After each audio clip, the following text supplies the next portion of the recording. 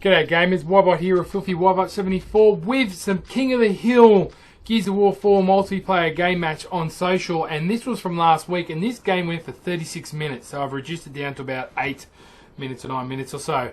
And I'm just going to come out balls to the wall with my final verdict on Gears of War 4. And I'm just going to start off straight with the campaign. The campaign and the story and the graphics, fantastic. Probably, and I am going to be a bit biased here, probably the best campaign story and the only one I've finished this year on either console or even PC. And they have just done a fantastic, fantastic story. Better story than Judgment. I didn't mind the campaign of Judgment, but this one they've just nailed it. The suspense, adding Marcus, I'm not going to put any spoilers in by the way, but there's the ending, the graphics, the story, and it's just setting itself up for another, to be honest, Pete, 2 or 3 games in the franchise, and I think it's been fantastic. The campaign is, I finished it within a day or so, and it was unreal. I mean, just the characters in it, the one-liners, the script, like I said, the different tasks, and they even include a bit of Horde here, and so just opening more opportunities for co-op campaign play here on Insane, which I do believe has been told is rather insane, no pun intended. So that is great. Let's go into Horde. Now, Horde, people, I played one game of Horde, and from what I hear from everybody else, I'm going to rate it a 9 as well. I'm not a big Horde player, but it is going to be the winner here. Horde, they have done incredibly well. I mean, just the booster packs, the team, the maps are well built for Horde, and just the weapons you can have, and you can build up your different classes here and there, make it a very fun game type. Plus with 2 different type of enemies, which is the DBs, as well as the Swarm. Now, that's that out of the way. Let's get into nitty gritty. Let's get into what we're all waiting for, my thoughts on the multiplayer. Now, I'm sure some of you are waiting on my thoughts here on the multiplayer, but let me just get straight off the bat. Social gameplay is a brilliant idea. The way they've introduced it and the fact it's got all the different game types, which means it's more relaxed. You can still, you know, get different camos for you or work up on your weapons and get camos from here and there. But also, the different game types you're forced to play on social. And you get to choose here and there. And if you get a good couple of people involved, you can pretty much keep it the King of the Hill if you want to, or other game types. And I have to say, Dodgeball, Warzone, King of the Hill is my favourite, but Arms Race, all of them are a lot of fun. And for that, for social, they have hit the nail on the head. The movement is different, you know, people like, for somebody like me, as you saw me just do a noobish thing right there, because I like putting that in my clip because it's quite funny. The movement is a little bit slower, it is, but I'm liking it. So it's making me a good Gears of War player. Now, for somebody who has played plenty of Gears of War 1, 2, and 3, you might be a little bit disappointed with the limitation on the wall bouncing, but for me, the shot, the Nasher, feels very, very similar to the Nasher in Gears of War 3, but more importantly, has good range, and the active reload is pretty darn good, particularly when you get it straight from, you know, marching out there into battle. I think it's very, very good. I think they've got the weapons balanced quite well, in my opinion, including SMG. The only gun that I can see I have an issue with straight off the bat is the Hammer Burst. It is OP as fuck. And I mean that as fuck. All the other weapons, from what I can see thus far, because I haven't played too much rank, people, I'll be honest with you there, thus far have been well balanced and a very good Gears of War player, which is 90% of you which follow me, and also most of my mates, will outplay a lot of people, particularly the newbies or the Bambies, as Will would say, and you'll do quite well. The Lancer, oh look, I don't think it's OP. I think the Lancer is a very good weapon to force them into cover here and there, as you can see.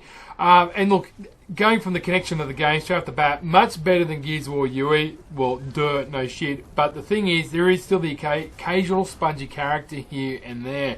Now, I do like the frags. I've got to get used to them here or there, but I do like planting the frags. You can see them once they're planted and your friends have tagged them up. I do like the maps. Now, this is another thing I want to go into. All the maps on this game are big. Okay, and they're designed for objective gameplays. More importantly for Horde, I feel, not so much TDM. And this is where I have a problem, speaking from Australia's point of view, that all the ranked matches I've been looking for, I can only find that, believe it or not, people, of TDM. Can't find it of Dodgeball, can't find King of the Hill, might find the odd Warzone game here and there, but it's just, it's the downfall of playing in Australia. And people in Australia and New Zealand, listen to me. If you want to get better at this game and get the best out of the game, do not play Team Deathmatch all the time. Play King of the Hill. That is where, in my opinion, and Dodgeball, And I haven't played any escalation, but that's where this game really does shine. The King of the Hill, the hills are all in good places. They move around on good parts of the map.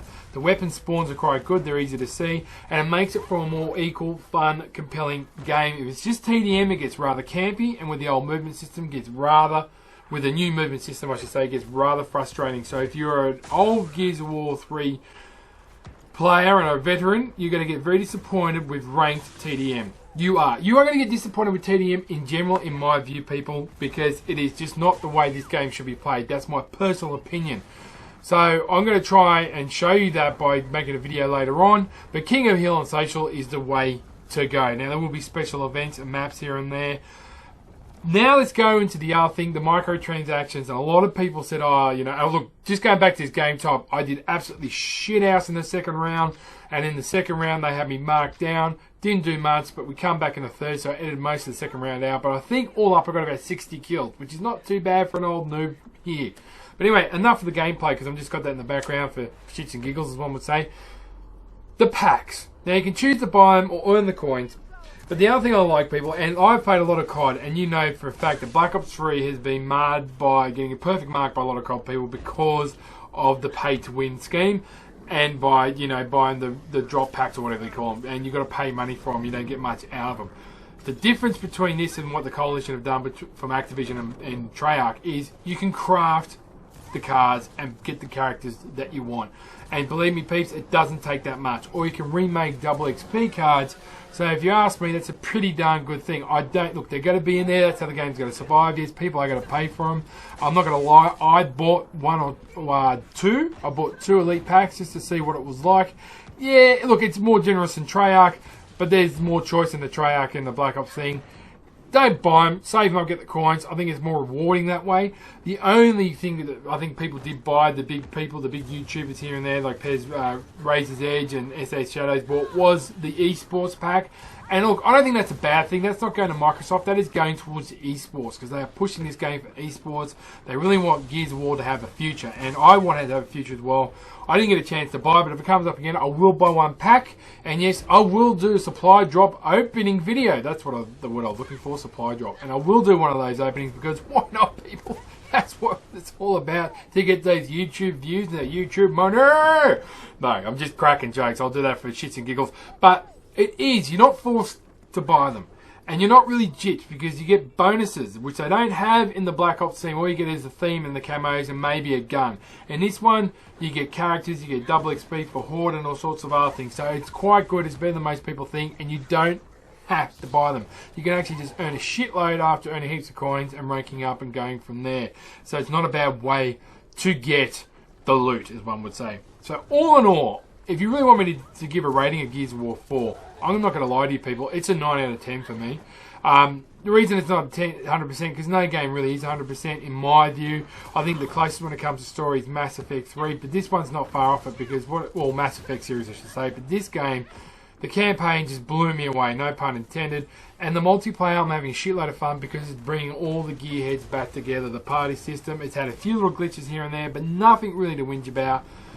More videos in the future. If you like this video, drop a like. But I can't remember what I did at the end. But this player I just showed down, I forgot his GT, was owning me most of the match. But we won it. We came back, and Ybot's final score, King of the Hill, and this was in the first week, by the way.